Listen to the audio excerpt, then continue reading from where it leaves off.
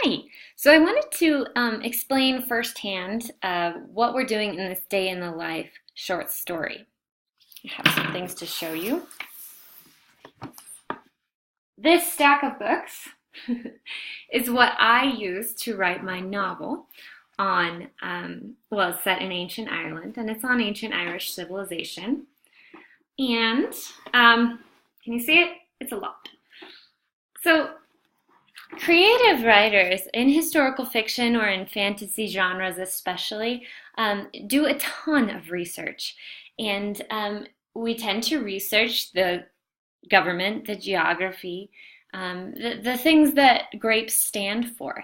So what's amazing about getting to research these civilizations is that we get to use it for creative things today, like films, stories, and even art and architecture. So this particular assignment is designed to help you set a foundation in case you ever want to build creatively on the stories of the past. So it's such a cool gift. Hi, this is my cat. Yay. Her name is Lynx, and she likes to be involved. So,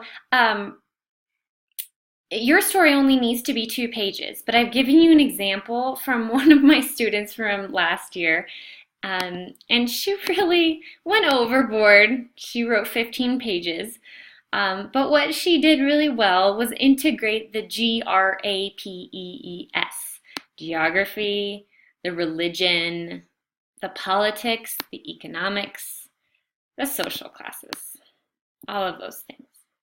So the way that she did it, and I'll let it load because it takes a minute because it's such a big document, the way that she did it was pretty subtle. You don't have to be exaggerated with it, like I said in the overview video. The subtler it is, the less obvious, sometimes the better. So you want your reader to slip into your story and learn things about the civilization without ever even realizing that they're learning it.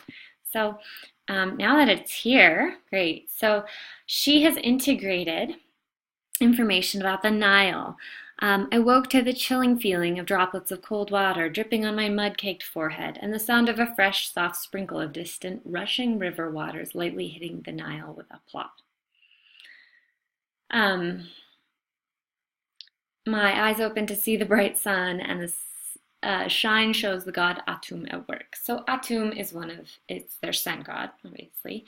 The spring flood has struck terror in this river valley. So talking about the geography, the fact that they go through some floods, I think the floods in Egypt were actually pretty gentle, so she's not 100% correct there. Mesopotamia had some violent floods.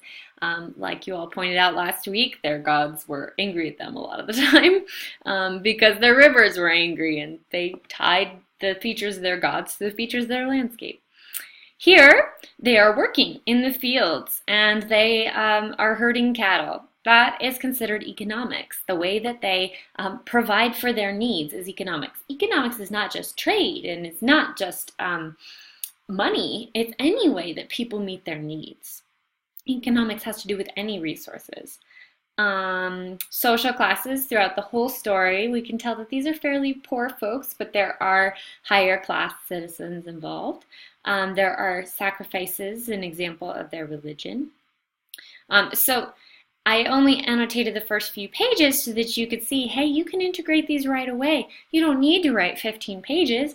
You just need to do enough research that you could construct a little brief scene or a long scene if you want. There's not a limit either. Well, try to keep it maybe under 20, but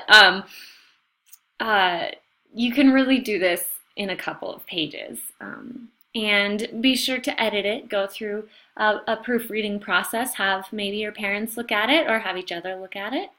And then I will get to enjoy reading. So please do let me know if you have any questions. Historical fiction is my favorite thing. There's a lot of historical fiction in my life. And I think that it's one of the best things that we do about history is create stories off of it. So have a great week. Let me know if you have questions about your short story.